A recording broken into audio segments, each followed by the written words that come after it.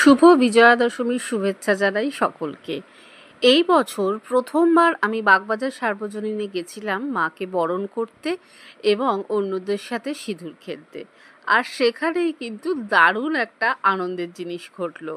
TV9 Bangla থেকে interview নিতে চলে এলো আমাদের কাছে, আর সেই ইন্টারভিউয়েরই সামান্য ঝলক রইল তোমাদের জন্য।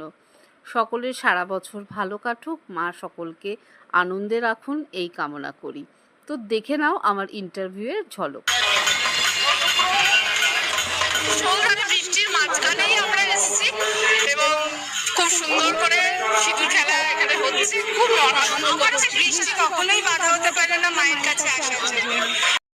একদমই তাই। মুষলধারে বৃষ্টি আমাদের আনন্দের মাঝে বাধা হয়ে দাঁড়াতে পারেনি। আমরা 3 বন্ধু চলে গেছিলাম বাগবাজার সার্বজনীনে এবং খুব আনন্দ করে সিঁদুর খেলেছি। এই আনন্দ যেন আমরা সারাটা বছর কাটাতে পারি।